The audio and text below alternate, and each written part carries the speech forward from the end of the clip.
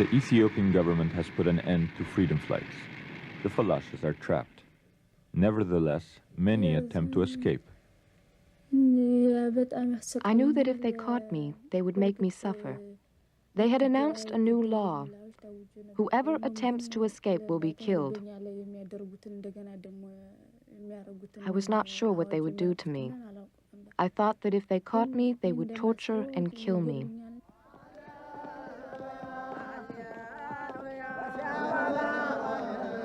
The 1977 airlift was the only official emigration negotiated to bring Falashas from Ethiopia to Israel. These are the black Jews of Ethiopia.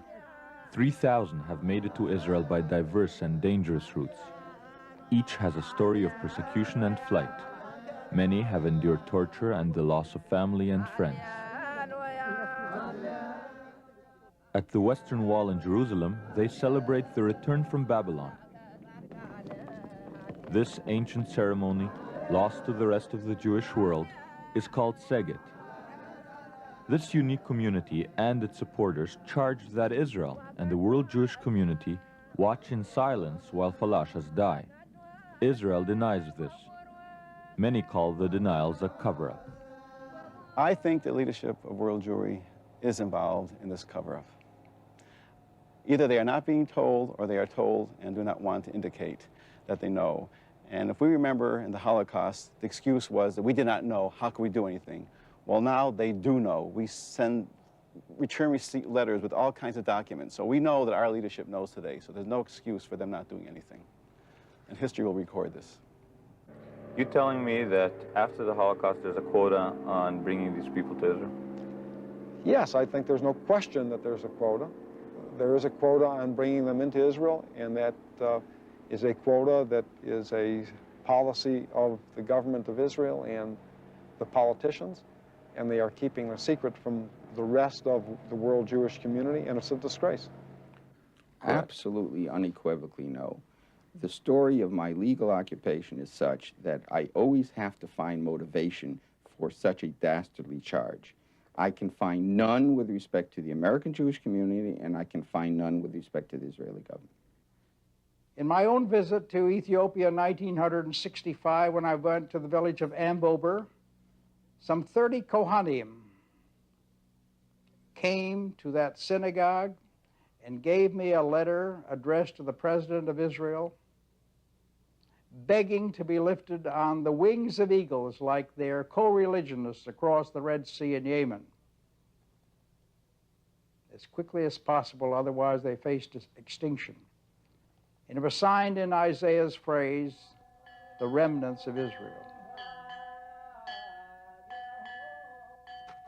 Falasha origins are shrouded in mystery. No one knows how Jews first got to Ethiopia. Some say that Israelites fled to Africa after the destruction of the first temple in 587 BC. Others believe that their ancestors were Egyptian or Yemenite Jews. The most popular legend recounts how, in the 10th century BC, the Ethiopian queen Sheba, ruler of the ancient kingdom of Cush, upon hearing of the wisdom of Solomon, traveled to the land of Israel. Legend has it that after seeing the queen's beauty, Solomon tricked the Black Queen into spending the night with him. The queen returned to Ethiopia, where she gave birth to Solomon's son, Menelik I. When the young prince was old enough, he traveled to Israel and was united with his father. He returned to Ethiopia to firmly establish Judaism in his mother's kingdom. Whatever their origin, Jews have lived in Ethiopia for over 2 millennia. They practice a literal, pre-Talmudic Judaism, strictly observing the laws of Deuteronomy, including circumcision, the Sabbath, holidays, and dietary laws. For over 1,000 years, they ruled most of Ethiopia, preserving their independence longer than the ancient kingdoms of Israel. Their golden age came to an end. In the 17th century, they were defeated by Christians and given a choice: to convert or forever be Falasha, exiles. The Jews resisted. Many were killed. Others were forcibly converted. All lost their land. For centuries, they lived as tenant farmers, maligned as evil eyes, and restricted to outcast occupations such as metalworking. The isolated Falashas believed they were the last remaining Jews on earth.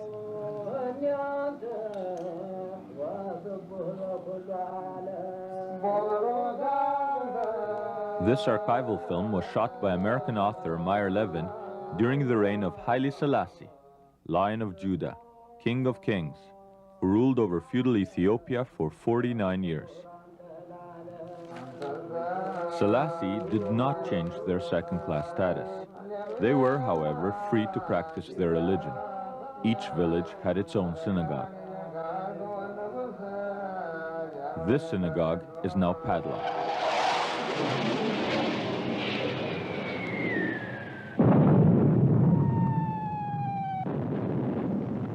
September 1974. Selassie is overthrown. Tanks are stationed outside the palace. The emperor is spirited away in this blue Volkswagen. The revolution precipitated bloody conflicts all over Ethiopia and created over 1 million refugees. Secessionist movements sprang up everywhere. War erupted between Ethiopia and Somalia over disputed territory. Fighting continues to take place in Eritrea, where Arab-backed guerrillas struggle for independence. The new military junta is called the Derg, or the Committee. From 1977 to 1979, during the campaign of Red Terror, over 15,000 were killed. Jails were crammed with more than 100,000 political prisoners.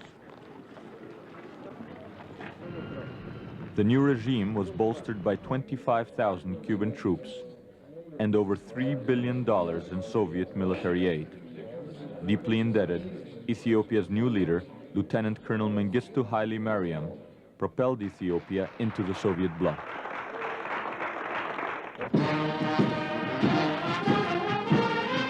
By the fall of 1982, when we surreptitiously shot this film in Ethiopia, the Derg controlled most of the country. Mengistu is seen here reviewing the elite of Africa's largest army with Yugoslavia's president, Peter Stambolic.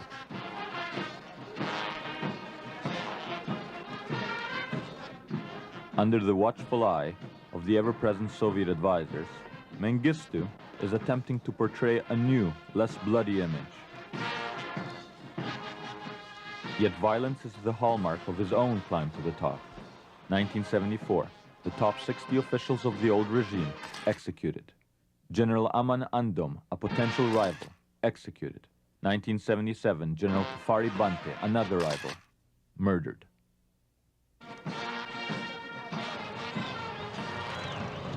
Under Mengistu, an uneasy balance now exists between politicians who wish to liberalize Ethiopia and the military, unaccustomed to a free press.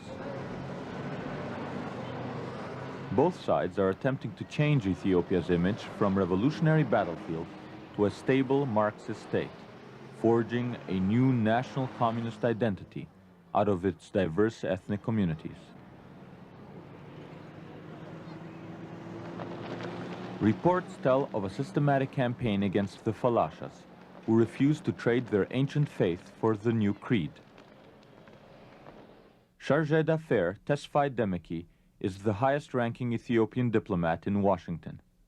Some Zionist organizations have been talking about a group of Ethiopian Jews, Falashas, that they're being oppressed. Could you comment on that? Is there any truth to this matter? Absolutely, absolutely absurd. Conversely, you see, under the feudal regime, the Falashas were a certain religious group that pursued the Jewish religion in the Gondar area of Ethiopia, who were obviously, under the feudal regime, denied the ownership of land. But like any of their compatriots today, Falashas are entitled, like I earlier told you, to 10 hectares of land. They have the freedom to exercise, develop their religious practices, and as well as other Ethiopians. Symbols such as the Star of David and the Lion of Judah persist, reminders of the deep roots of Judaism in Ethiopian civilization. At the former Haile Selassie University, now called Addis Ababa University, government spokesman Professor Tedessa Tamrat echoes Demeki's position. One of the first things that the revolution did was to give religious freedom to everyone, to effectively separate state and church. And there is no oppression as far as religion is concerned. Surprisingly, Leonard Seidemann, director of HIAS, a major American Jewish organization, sides with the Ethiopian government on this issue. The report that I read, that I'm giving the most credit to, is the one that says that they can freely practice their religion. So you feel that Jews are free to practice their religion in Ethiopia today? Yes, I think so. Jewish organizations who say that Falashas have religious freedom simply do not know what they're talking about. And I'm not suggesting that they're lying. They have just been badly misinformed. We've heard a lot. We spoke to the Ethiopian... Barbara Rybakov, confused by contradictory reports and determined to find the truth for herself, joined the first group of Western tourists since the revolution to make contact with the Falashas. Is it true? From what we saw, it is very difficult to be a Jew in Ethiopia. The Jews are poor. They have traditionally been discriminated against. Although it is true that the revolutionary government has given them land, they have not been able to keep that land in many places. To practice your religion freely means to have the ability to learn about it. Teaching Jewish studies, learning Hebrew are forbidden in Ethiopia. Under those circumstances, you cannot say that the Jews have religious freedom. One thing must be realized here, that is, Falashas are Ethiopians. They are proud of being Ethiopians. They want to live like Ethiopians. They want to share the hardships, the benefits of their compatriots. They are Ethiopians. They want to remain Ethiopians. They want to die Ethiopians. You go and talk to them. Taking up the challenge, we traveled 10,000 miles to Gondar province, where the last of the Falashas live, to try to discover the truth. The Falashas live here in the Simien Mountains, near the legendary source of the Blue Nile, Lake Tana's Tissisat Falls.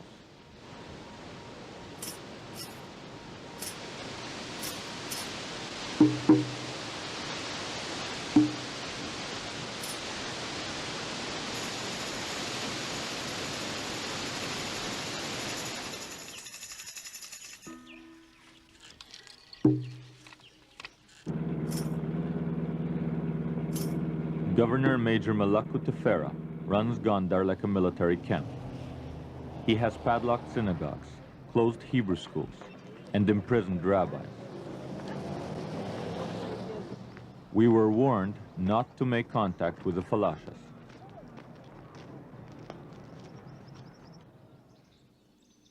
Unique in all of Africa, Gondar's medieval castles dominate the city. At that site, our appointed guide, Worku Sheru, explains his government's rationale for banning contact between the Falashas and Westerners. See that when people make something out of them and they are quaint, they are interesting for tourists, and they like to see these. On the other hand, we would like these people to abandon these bad habits. And it's because of that that you're not allowed to go visit and film their village. En route to the Simien Mountains, the guide became agitated as we attempted to film Falashas out of the Land Rover. You know, guys from the West, you have a fixation. I don't have a fixation. You do. No, really, let's go. Let's risk it. You know, I don't have it. But if you lose all this film, then you have to be cool. Just like as you want this, you must be ready to lose your film. This, you must be ready right now. What, and how would it happen that we would lose the film? You would lose it. That's certain. Why? I mean, it will be confiscated. It will be returned to you after security went all through it and see that there are no shots of Falasha. Yeah. And you think that someone would find out if we'd gone to... It's certain. That I don't doubt. I'm sure, you must realize, this is all, we're only 2 kilometers from Denmark. And I bet you they already know we are here. Listen, I'm not trying to stop you from going. I'm not to frighten you, but you must be ready to take what is. The consequences. The consequences. And anybody who can take the consequences is free to, even break laws and do whatever. But you have to be cool when it comes to consequences. Yeah.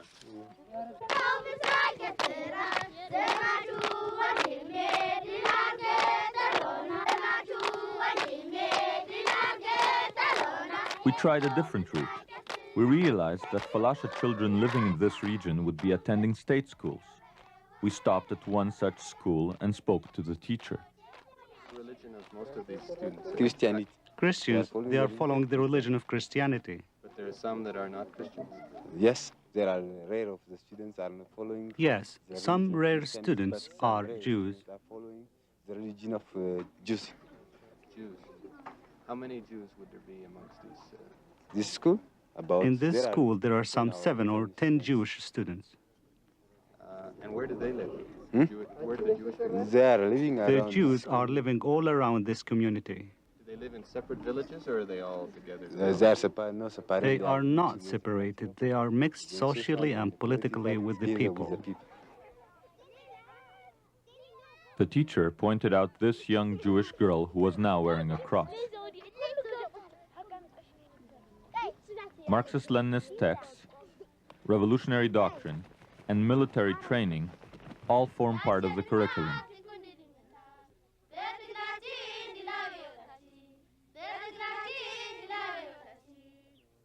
We saw some of the students over in the field. They were marching. Yes, they can. They can march in military working like the Russian or the Cubans were marching.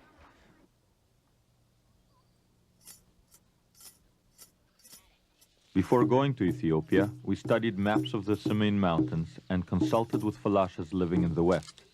As a result, we knew the location of some remote Falasha villages, unfamiliar even to the guide. Pack horses loaded with camera gear, we began a 10-hour trek toward one isolated Falasha village. We were now joined by an army officer who boasted that he had killed 8 student rebels. In the hours to come, the guide who was lured unwittingly into a Falasha village would try to get out of his predicament by intimidating the villagers and mistranslating whenever the Falashas became too controversial.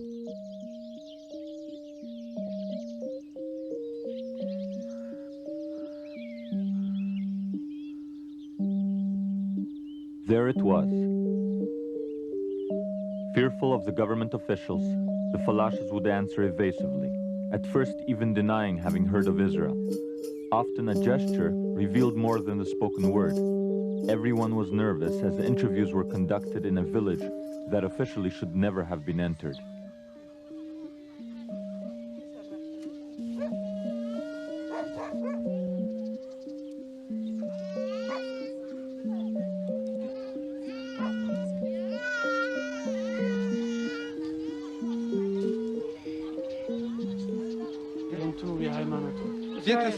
The House of Israel. Are they still able to carry on their religion here in this village? Do they carry on Yes, around here, there are many of us. Our religion is different. There are many of us. We believe in the Torah.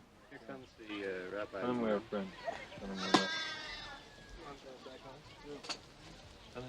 Can he show us his Bible?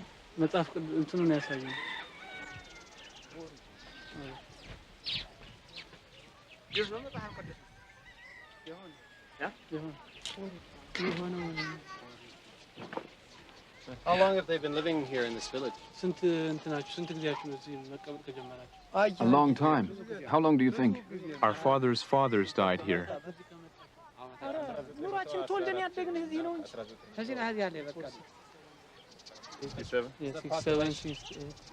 Are they happy living here? Do they enjoy living here? Yes.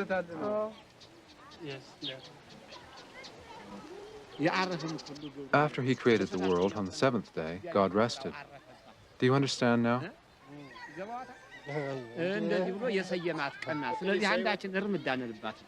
Now we are having a little discussion here about the Old Testament, and he was saying, I was telling him that there are some people who go by the New Testament that don't have the same habits they do, and I was saying they have improved some, and he was saying that's not good, and he gave the for example the Sabbath. The Sabbath is a sacred commandment that it should be respected, and these people on the Sabbath do not do anything. They don't walk, they don't work. Sabbath is resting. Do they have much contact with other Jewish people in Ethiopia? Do you have contact with other Falashas in the area? What kind of contact? We do have religious gatherings. Yes, we do get together. Yes, we do have our reasons for getting together. We get together for special occasions. By the law of the Torah, we get together on Yom Kippur, Sig, Passover. On those special days, when we celebrate those holidays, our Kohen calls us together. Everyone comes together, congregates together, and we study the commandments, listen to the teachings, and do all the special things. Do they like it here? Do they want to go somewhere else? Do they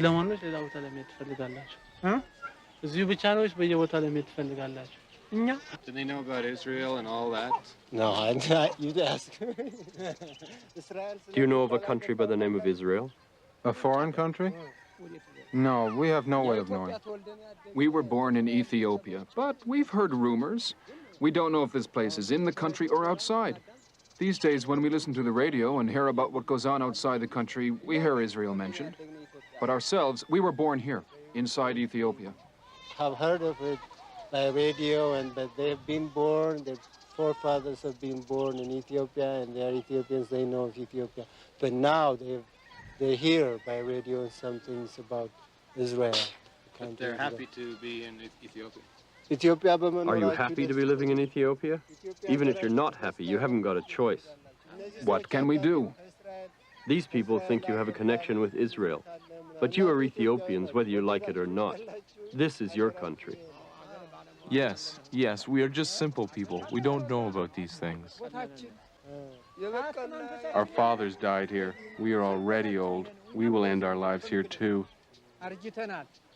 He says, their forefathers' roots have been rooted here, and they have grown old here, and this is the country they know. Has it changed for them since the revolution? Has it got better for them here? Has it become better for you since the revolution? Sure, the new laws are good. For example, the law concerning land distribution and the laws concerning equal work opportunities. But the peasants' associations, which were set up to implement these new laws for the benefit of the poor, have not done so. And we are still suffering. We are suffering. The hunger, the many problems, the anguish is still on our shoulders. We still carry the burden. It's the peasants' associations which refuse to implement the new laws when it comes to us. Do you think you'll ever leave Ethiopia? Man does not follow the path of his own thoughts. It is the will of God that determines his destiny. The path God chooses for us, you can be sure will be the right one. It's extraordinary they've been able to keep this religion, which is rather very old-fashioned. Our fathers, it comes down from our fathers. We are strong because of our religion. We don't want to break the commandments. We are prisoners of the Torah. Are they also doing the pottery and selling things to tourists like we see, like we've heard about in other? Yes, the women and all of us work hard. We work hard, but they take it from us without paying. What do you mean without paying? You give it for free? Free? No, we work hard with all the effort we have, and then others take it. They don't leave us anything. If they pay us very little. To say that you work for nothing, that's not good to say. There's a peasants' association. If they hear about this, they will take some action. There is a peasants' association. There is a local governor working on these problems. Forget about the peasants' association. All they care about is themselves. You shouldn't say such things. They supply all the iron work, the iron tool. the pottery, household goods, and weaving for the people around here. And that is now supported by a new hope, which is they can harvest with farming too, but that they still do that. While the guides were distracted at one end of the village, some of us had a few moments alone with the Falashas. Immediately, one young man took out an outlawed book from Israel and showed us that in the isolation of the Simeon Mountains, he has taught himself to read Hebrew.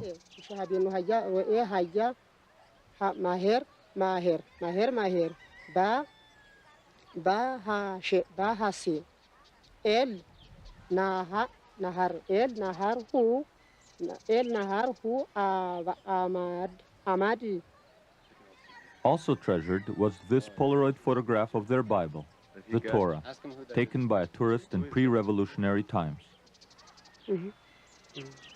Ask him who it is, son. Mize. Uyude.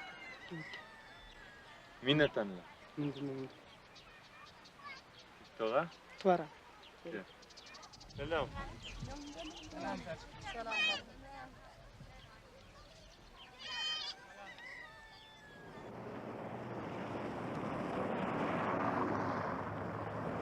Montreal, Canada. Baruch Tegeni runs a small diner here. He escaped his native village in Gondar after the revolution. Tegeni's odyssey to freedom in 1975 took him past Ethiopian patrols into the Sudan. He then fled to Chad. He walked for 2 days without water in the Sahara Desert. From Chad, he went to Cameroon and on to Nigeria, where he caught a plane to Rome and finally to Israel.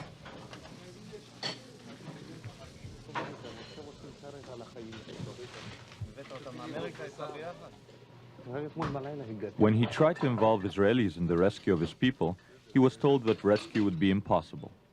Frustrated, he came to Canada with his Canadian-born wife to raise support in America for the Falashas. With funds from the American Association for Ethiopian Jews, in 1979 he returned to Africa and smuggled 54 Falashas to freedom, thereby proving that rescue is possible. Do you think that the situation has changed at all since the revolution in villages like that? Nothing changed. It's my opinion. It's first of all when it started the revolution, so they decide to the Falashas, they never had their own land. So this is the first time after the revolution they start to give them land. But still the people, they didn't want them to own any piece of land in that place. So it doesn't matter, probably the law exists, but the landowner, they never give a piece of land to them. And then there are few left, so they cannot protect themselves by any kind of way. So they're just like a prisoner people. Start by telling me how you first... Rejecting assimilation and believing that the Jewish community in Ethiopia faces its final crisis, thousands have fled into neighboring countries. This young Falasha woman, whose family still lives in Ethiopia, made it to freedom on her second attempt.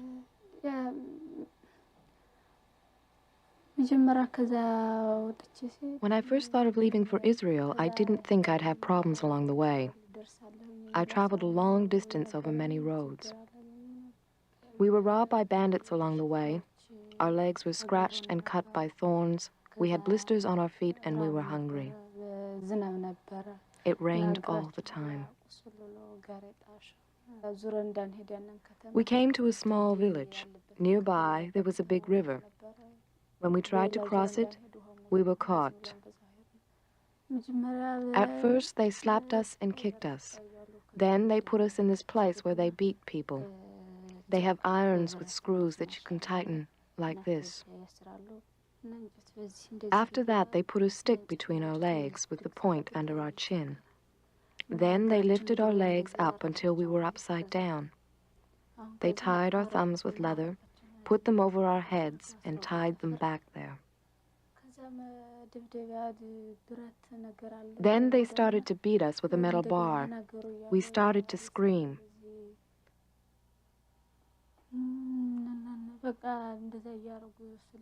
That was the way they tortured us. They scared us by telling us they were going to kill us, so we never thought we would be released. The irons were so tight the blood could not circulate. Our hands and feet became swollen and some became paralyzed.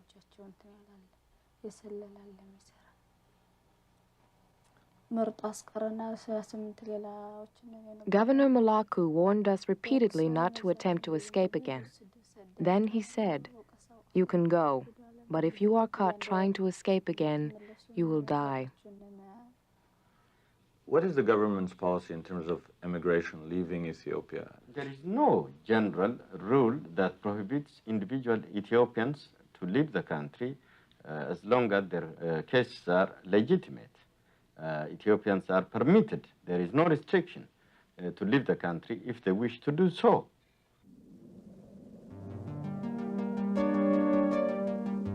Drought periodically sweeps Ethiopia. In the 1970s, famine ravaged many of Ethiopia's provinces.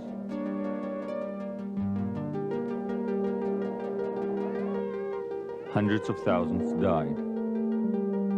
This archival film was shot on the Ethiopia-Somalia border. The people who suffer most are the refugees who have fled war, tyranny, and poverty. In the spring of 1983, famine shifted from the Somali border to the provinces of Wallo, Tigray, and Gondar.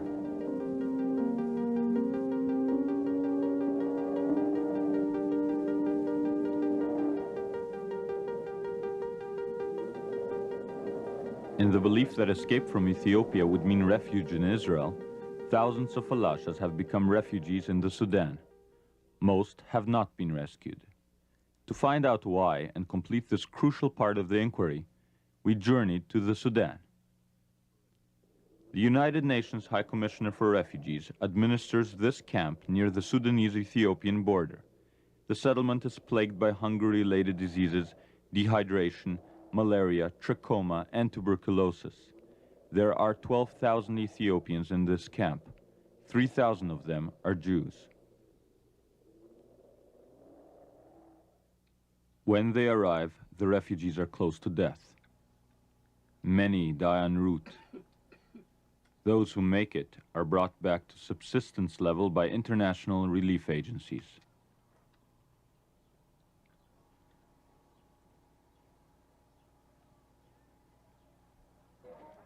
Ironically, the Jews have fled persecution only to encounter even more of it here. Unwilling to be photographed, they disappear into huts. They are afraid to be identified as Jews. Age-old prejudices persist. Superstitious refugees believe that it is the Falasha's evil eye that causes suffering in the camp. Many have turned on the Jews. Caught between hostile neighbors, certain that Israel will soon save them, the Falashas wait. Their numbers diminish daily, a result of violence, hunger, and disease.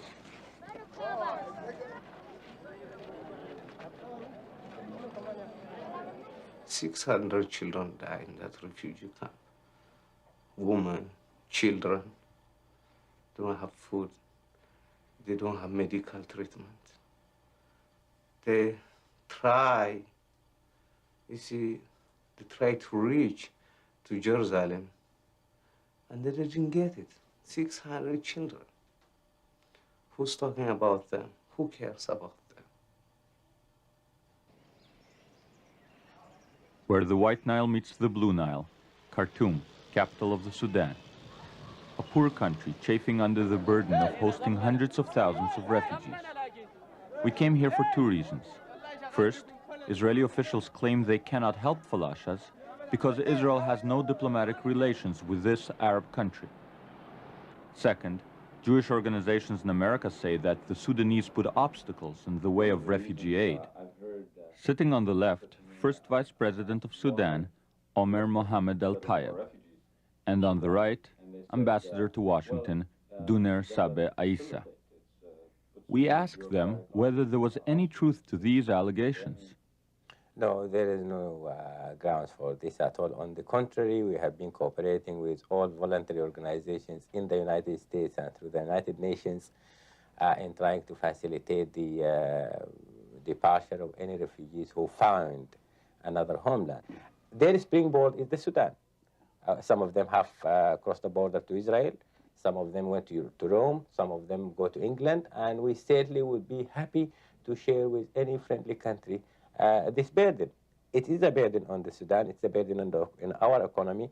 And certainly would very much like to see voluntary repatriation of refugees, either to another land or to their country if situations make it possible. We hope the West will help in receiving some of these refugees, as the ambassador said before, and this will help them for their future. In the Sudan, we are very flexible if they want to leave the country for any other country, especially the West, where they can find better life, good future. Definitely, we will help them, and there are any obstacles against that. The case of the Falasha Jews was they wanted to be repatriated directly from Ethiopia into Israel. We did not actually want it to, we didn't want to be party to that, but we welcomed them as far as being refugees. If they cross the border into the Sudan, we welcome them as refugees. If from the Sudan they can arrange to go to wherever they want to, we will be happy to facilitate that to them in as much as politically is feasible for us. But as a whole, if these refugees cross the border in the Sudan, they will have the same treatment, humanitarian treatment that other people had. From then on, if they can make their own contacts and be repatriated to another country with which we have diplomatic relations, we welcome that. If they depart to another country with which we have relations, and from then on go somewhere else, it's their business, we will not interfere. But somewhere else you mean Israel? Yeah, wherever. I know they go to Israel. As a matter of fact, there are a number of Ethiopians that I met in the United States, and their route was they crossed the border into the Sudan. From the Sudan, they went into Israel, not directly, of course, because there are no flights, but they probably have gone into some other country. From that country, they went into Israel, and from Israel into Rome, and from Rome into the United States. New York City, headquarters for the Jewish refugee aid organization HIAS. The Sudanese say the Falashas can go. Leonard Seidemann argues that helping Falashas would compromise secret Israeli rescue operations. Are you saying there is no role for HIAS to play in the refugee situation of Ethiopian I would say Jews? the role we're playing in the political field is the role that to which we've given the greatest priority. I'm asking, is there a role for HIAS to play in the refugee situation? We are playing that role. And what role is that? Staying out of Israel's way? No. That's not the way to put it. We are endorsing the fact that what they are doing is the correct approach. But what I'm trying to get to is not what you're endorsing, but what you're doing. We are working in the political field. No, I'm talking about the refugees. Well, the political field is on behalf of the refugees. What do you mean then by political field? Have governments try to have the United States government try to influence the policies of the governments involved, which make it difficult. Which governments? The Sudan, for example. So you're trying to influence the Sudan government? As well as the Ethiopian government, both. We spoke to the vice president of Sudan, and he said that they are putting no obstacles in the way of any refugees getting out, and he mentioned Falasha specifically. Well, that's the first time I ever heard that. I never heard that, and I would be glad to try to take it up, to pursue that. That's an interesting piece of information you're supplying to me, and if I take the details of that, I will try to pursue it. But surely if you're already involved in diplomatic and political effort, you would have already approached the same people we interviewed. Our approaches did not produce the answer that you just told me you received. You spoke to the vice president of Sudan? No. You spoke to, which Sudanese officials did you speak to? I was in Khartoum myself for several weeks, and I spoke locally. To? I can't mention their names.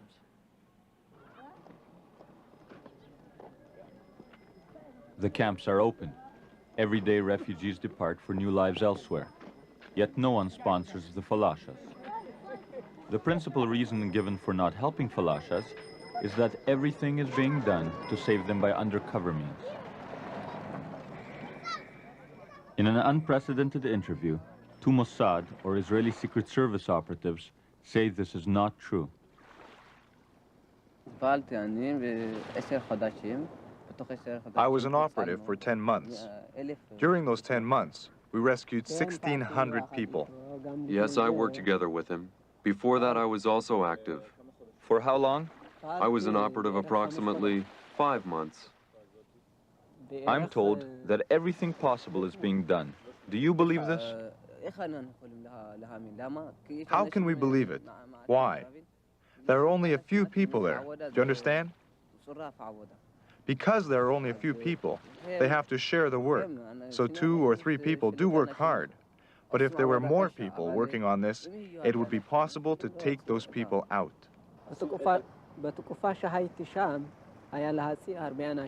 During the period I was there, it was possible to save a lot of people, even in a single day. Yes, there was danger, but even with danger, one can also work hard and save many people. Have you made any efforts to reach those camps, identify and save some Jews? Well, I explained earlier that there are efforts which are going on which we endorse, and so we don't get in their way. How do you think the ones who have reached Israel already ever got there? Have you brought them to Israel? No, it was not our operation, but it's an operation which we endorse. But during the years that you said that nobody was getting out, what was Hayas doing?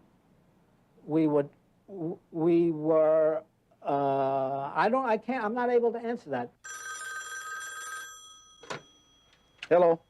Yes. Nate Shapiro is president of the American Association for Ethiopian Jews. Okay. All right. From his home in Chicago, he has initiated several attempts to rescue Falashas. Has your organization saved people? We have been responsible for bringing close to 150 people out in one way or another to freedom. The response by the government of Israel has always been to bring out many, many more very quickly, and we hope they continue to. At which point the American Jewish community says, well, you brought out 10, they brought out 100, you brought out 50, that brought out 500. But of course that isn't the issue. The issue is that we're a ragtag group of amateurs who shouldn't be able to bring out anybody if it's as difficult as they say.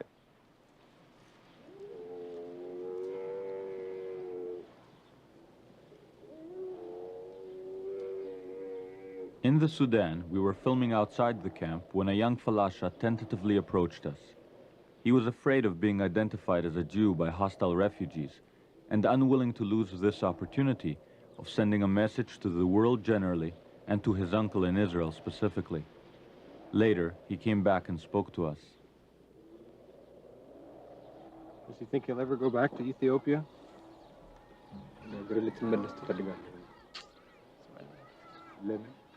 Never. I'm not going back, because it's not just me. Even our brothers inside Ethiopia. I wish they could get out. They are sitting on a fire. This non-Jewish former guerrilla of the anti-Mengistu Ethiopian Democratic Union corroborates these sentiments. The Falashas live a miserable life. On the face of this earth, I do not believe there is anyone who leads a more wretched life than they. They flee Ethiopia because they are labeled evil eyes and branded as sorcerers. They are landless and ostracized. Worse still, they come here to the Sudan, leaving their way of life behind them in the hope of finding freedom and safety. Instead, they have fallen into the hands of people who consider them enemies simply by virtue of their name. They are considered less than humans, dogs. If they feel like it, the locals kill them.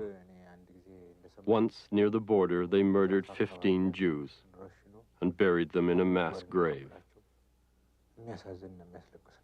It's enough to make you cry. People of Israel, if you have compassion, you will save them. If you cannot, tell the world to save them.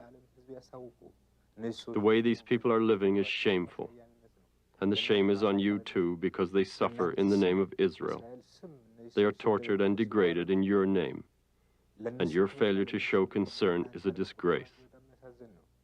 It is in the name of Israel that these people die. I feel ashamed for you.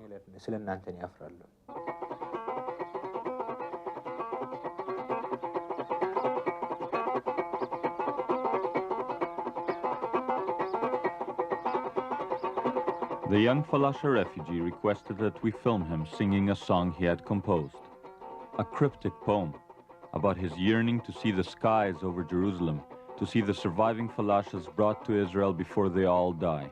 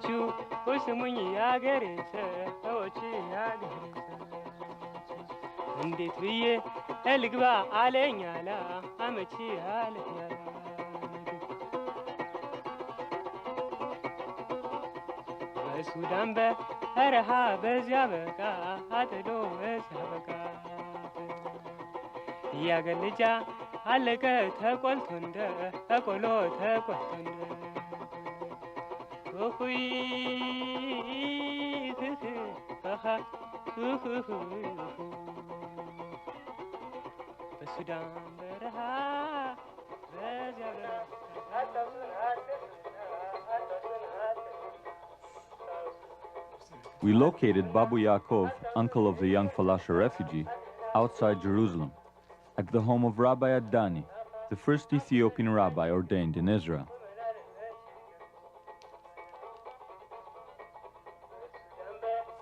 Since his nephew fled to the Sudan, Babu did not know whether the boy was alive or dead. He said, remember us, don't forget us. We are in their place where they live.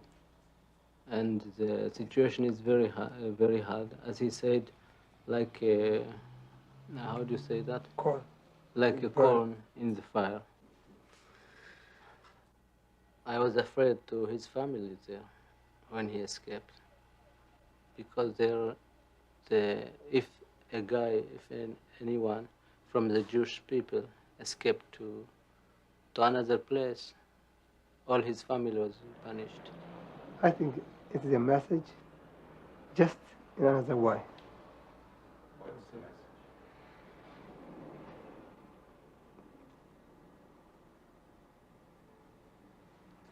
message? That's about his situation.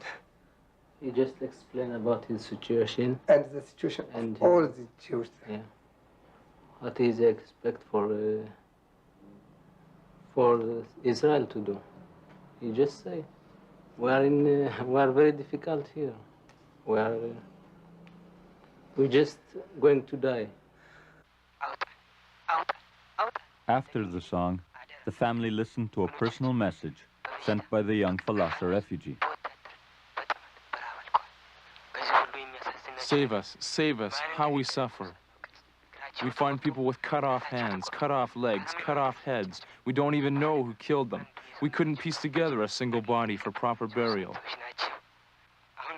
Our history is drenched with blood. Save us. We want to fulfill our common destiny with Israel. Don't forget us.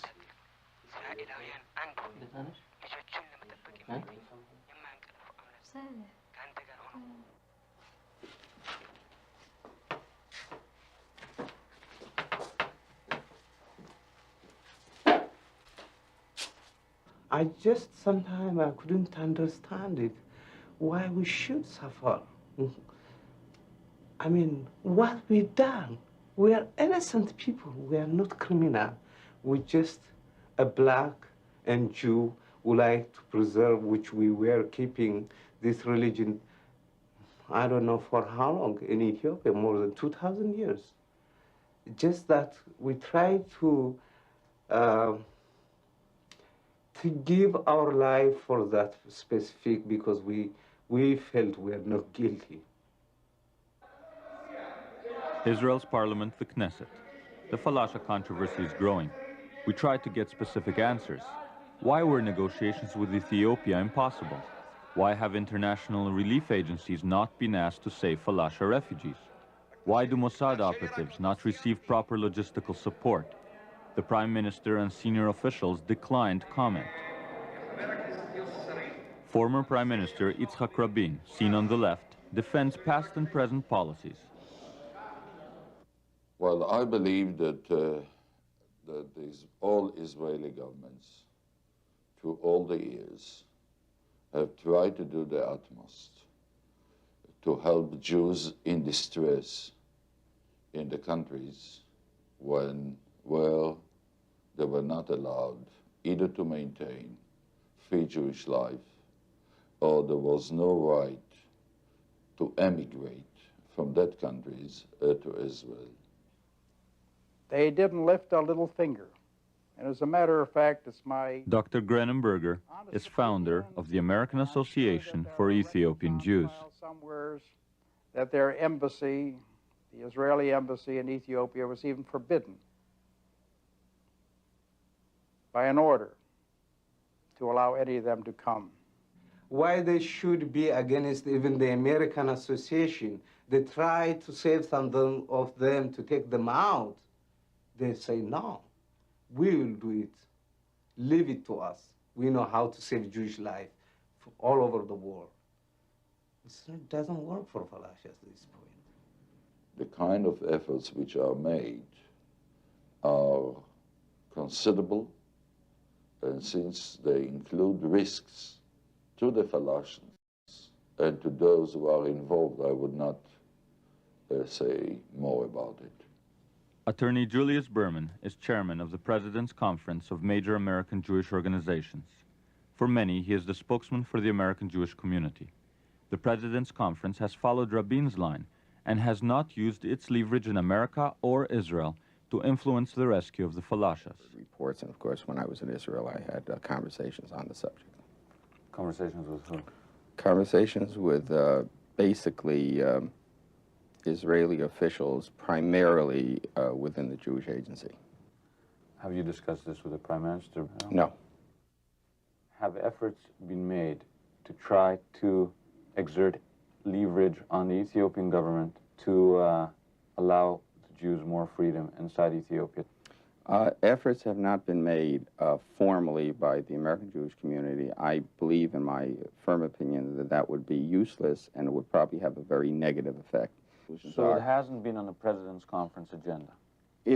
When you say the President's Conference, if you mean the President's Conference as opposed to its constituent organizations, yes, I mean that. It has not been in terms of our relationships, for example, with the American government on a day-to-day basis. The answer is yes. With respect to the Israeli government... Yes, what? Yes, we don't deal with them on a day-to-day basis with respect to the Falasha Jews. In fact, the NJCRAC, the constituent member of Julius Berman's organization mandated to handle the problem, deals with Congress on an ongoing basis. It has urged Congress not to get involved. The NJCRAC has told the American Jewish community to keep quiet about the Falashas, lest sensitive information fall into the wrong hands. Yet, in a confidential letter circulated on Capitol Hill and sent to numerous congressmen, dated June 29, 1983, the NJCRAC has divulged those allegedly sensitive details concerning Israeli rescue efforts.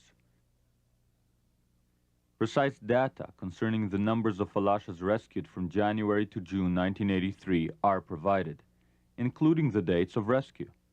The NJCRAC gives congressmen the option of further circulating this information, while instructing them to keep the media and the Jewish public in the dark. Quote, "You may also want to share the essence of the letter with leadership through internal correspondence. However, we ask that none of the statistics be published in the general media, nor in Jewish periodicals. The letter is signed by Robert Schreier, chairman of the National Jewish Community Relations Advisory Council, Committee on Ethiopian Jews. When approached, the director, the chairman, and officers of the NJCRAC committee refused to comment on this issue. When people come here from Israel and tell us to keep our voices quiet, when the material is censored in Israel itself and has been until this very day, how can anyone get active? When, if you speak out on their behalf, you're labeled a kook and the blood will be on your hands, how can any possible effort be made to form an organization to help people when help is equated with quiet? And in reality, quiet, of course, is their death. Public statements about Falasha Jews may be of detriment to Falasha Jews. The Ethiopian Jews have lived and died in silence for a very long time. That's no longer possible, and it's not necessary.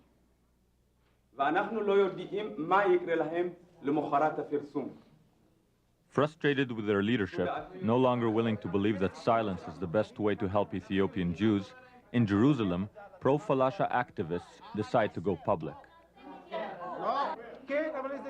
They reject member of Knesset Shlomo Hillel's arguments that publicity may endanger undercover efforts and provoke Ethiopia and the Sudan to harm Falashas.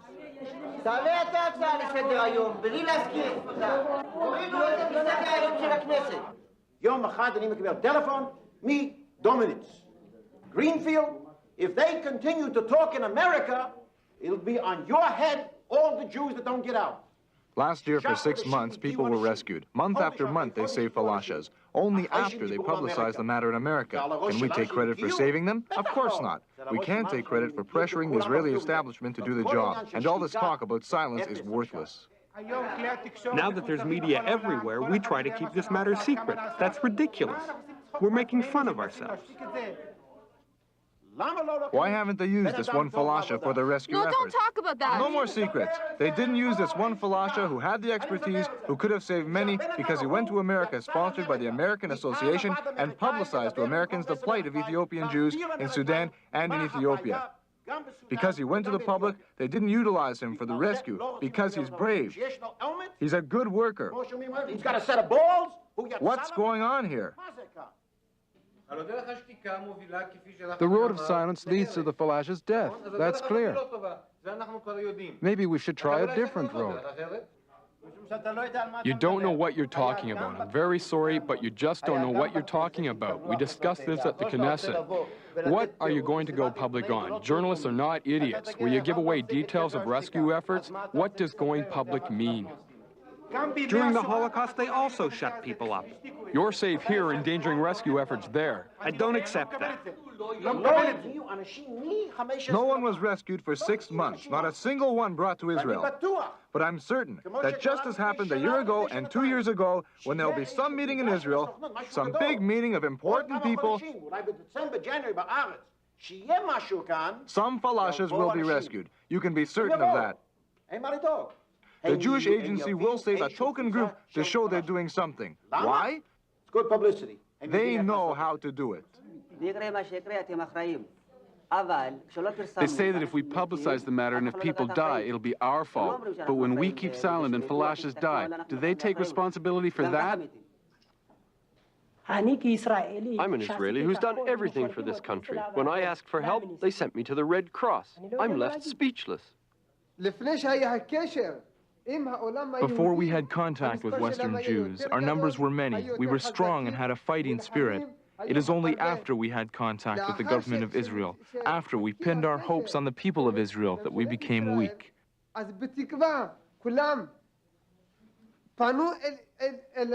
When we believed that Israel would come and save us, I really mean save us. They're still waiting over there for an airplane to come and scoop them up to safety. They're still waiting as their numbers diminish and they disappear. This man you see here in the picture, he's no longer freely practicing his religion. His situation has totally changed. If we keep sitting here, talking and doing nothing, by the time we move to save them, there won't be any Jews left there. They'll be either dead or forced to assimilate. They will have chance to show their culture and like other Ethiopians when they accept that they're Ethiopians. But it is not good for anyone to think that there's a Jerusalem somewhere. That's just is not healthy. The sooner they abandon that, the better for them and for everybody else. Why would Israel forsake the Falashas who have not forgotten Jerusalem? Babu's story may provide part of the answer. From the 16th century, important rabbis have ruled that Falashas are Jews. Babu arrived here in 1970, 4 years before Israel's chief rabbis reaffirmed that ruling. To qualify for automatic citizenship, a privilege extended to all Jews, Babu had to convert. Why did they not recognize that you're a Jew? I don't know. Still, I don't know why. They said we are not keep all the Torah as they want to keep it. They said we are living Goys a long time, so we are not exactly perfect Jews. How did it make you feel? I was shocked in that time. I every time believed there when I was in Ethiopia. I didn't think about this. I think that I am a Jew because in Ethiopia, all the Christians say you are Jew. You have a lot of names, bad names for the Jews in Ethiopia. So when I arrived here, I get that name also here. It shocks me. We try to say that we are Jews. We want to live in Israel. We just dream about Israel a long time ago. Since in my life, I dream about Israel. So they said, no, if you want, you can go to your country again. If you want to be here, you have to have a giyur. A conversion. I have no choice. I do not want to go back to Ethiopia. So they pressed me to do it. So you converted to Judaism? Yeah. But you're already a Jew. I'm already a Jew. Israel was created in order to be a homeland for Jews. And we all say if Israel existed 40 years ago, there'd be 6 million more Jews alive today. Well, Israel exists today, and there are 20,000 Jews who are striving to be in Israel. And if efforts were made, I feel they could all have been in Israel years ago. Why didn't they want them? Maybe it's because they were poor, because they were universally poor.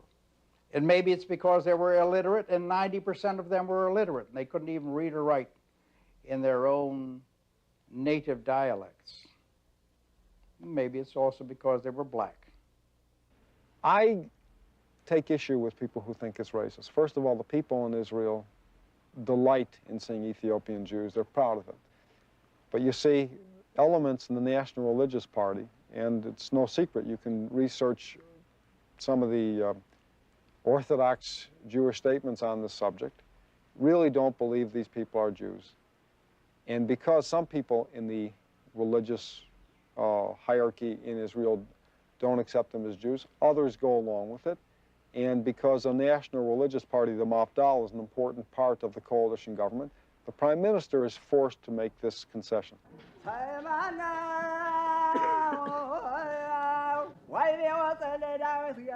The religious factor may not provide all the answers. The Orthodox community in Israel claims not to be opposed to the immigration of Falashas.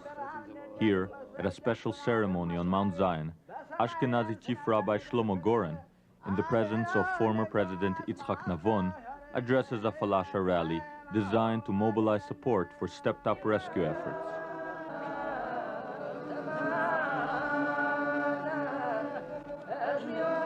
All the Ethiopian Jews present here have left family members behind in Ethiopia or in refugee camps in the Sudan.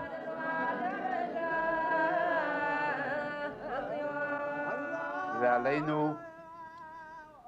It is incumbent upon us to do everything within our means to save them. And we are doing it. We did it in the past, we're doing it now, and we will do in the future, with God's help, everything that is in the power of the people of Israel, the state of Israel, the government of Israel, and the Jewish agency, so as to save, in any way possible, the fragments of the surviving community of the Falashas of Ethiopia. Their foreign policy is conflicting with their obligations to rescue Jews who are distressed. Professor Lenhoff believes geopolitics explains why Israel has not done all it can. They had the so-called African policy started by Golda Meir around 1956, in which the African countries surrounding the Muslim countries were befriended by Israel. And Ethiopia was a prime country there. Now, there's nothing really wrong with this. They brought much good aid, educational, medical, and even military aid to these countries without the strings attached that the major nations like Russia and the United States would bring to these countries. So the black countries, and especially Ethiopia, accepted help from Israel. Now, Israel and Ethiopia have primary interest that Eritrea shall not secede. If Eritrea secedes, then the whole Red Sea becomes an Arab lake. And if this is true, both Ethiopia and Israel lose their route to the Persian Gulf, which neither country could tolerate.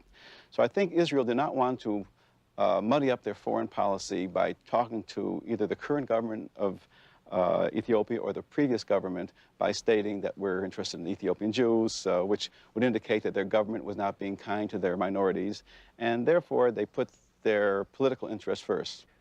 2.5 years ago, a member of the government of Israel came to me, met with me, and told me under no circumstances would they take more than 1,000 Ethiopian Jews per year over a period of 7 years. It is an important problem to... Labor member of Knesset Moshe Shachal believes that social reasons explain why, 40 years after the Holocaust, Israel would regulate the immigration of Jews in distress. These people. Because in the background there is, well, some thoughts in my mind whether somebody, some official here or there believes in regulating the immigration from this part because these people are, if they are going to come here immediately, all of them will bring a problem of how to absorb, how to have them, how to supply the houses and so on. So it is better idea to regulate the immigration, which I cannot entirely agree with.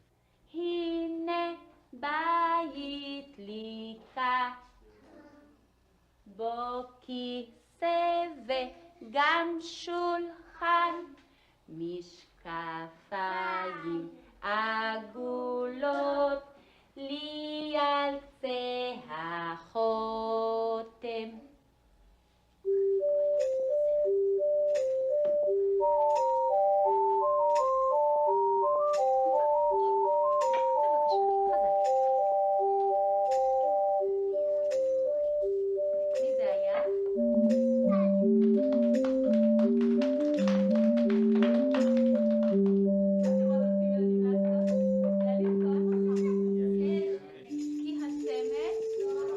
Though Shachal suspects that problems of absorption may be slowing down the rescue, in January 1982, the Department of Immigration and Absorption, in a confidential internal report, admitted that absorption of Falashas had been remarkably successful.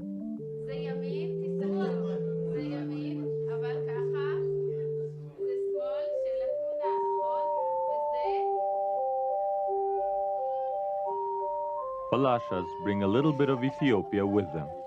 The average Israeli quickly accepts the Falashas, and they accept almost everything Israeli. Some worry that the absorption may be too successful, and the newly arrived immigrants may lose all that is unique about their heritage. A social worker explains how average Israelis have reacted to these new neighbors. Most of the population in this place are themselves new immigrants from North Africa. And they felt very identified with the population that is arriving, and they felt that their situation was even worse than theirs was when they arrived, and they wanted to help.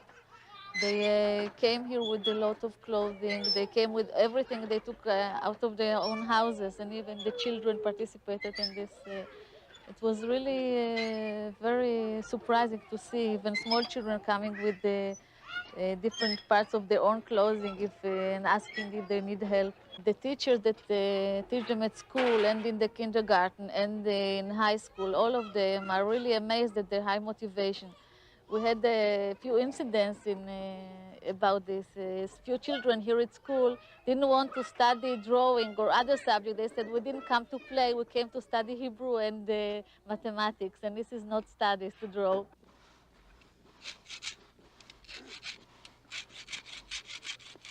For over 2,000 years, the Falashas have faithfully preserved a form of Judaism and a way of life that has been virtually untouched by change. Their numbers have diminished from an estimated 500,000 to fewer than 28,000 today. Now, revolution and ideology, geopolitics and prejudice have caught up with them. They have been catapulted into the 20th century. Babu is an electrician in Israel's aircraft industry. He believes that there is a place for his people in the 20th century. He wonders, however, whether they will get the chance to find that place. Why do you think the government here isn't doing more about it? I don't know. I don't know why. I think because we are black, or they think that we will not do for Israel nothing, but that is wrong thing. I think we'll do a lot of things for Israel. We are going to the army, we are going to school. We do everything what the people in Israel do. Perhaps it is because the black Jews in Ethiopia fit no one's stereotype. They're Jews, they're black, they're Zionist, and they're third world. All those elements together in one person does not necessarily win friends. You know what? The Falasha problem, there is two problems. They are Jewish among the black, and then they are black among the Jewish whites. That's the whole problem. They're not Jews, they're Ethiopians. There's a big difference. They just happen to believe, and that is the fascinating and the curious thing about them. They have preserved this old, quaint form of Judaism.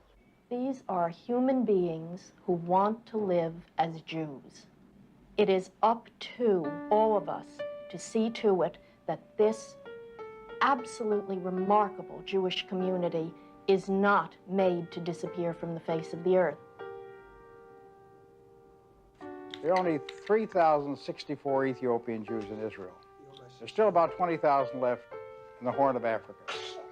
Every reliable indication is that if they're not taken out at the rate of at least 300 a month, very few of them will be around, identified with the Jewish people, retaining that identity, that tenacious relationship with Judaism for the better part of 3,000 years.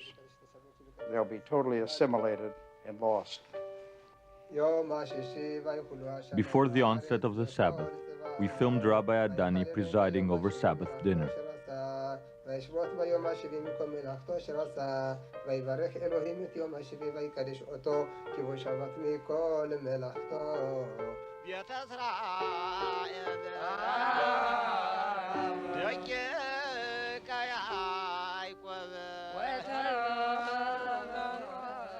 A newborn infant, the first of his line in 3,000 years to be born in Jerusalem, is admitted into the ancient covenant.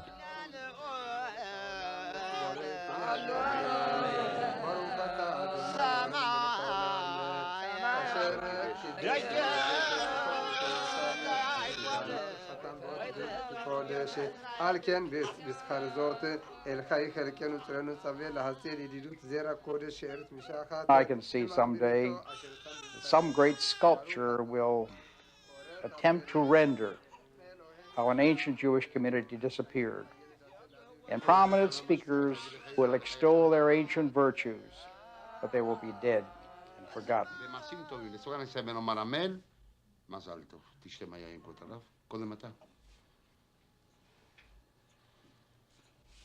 איפה האימא של התינוק? גברתי, מזל טוב, מזל טוב, מזל טוב, מזל טוב, מזל טוב, מזל טוב, אבא.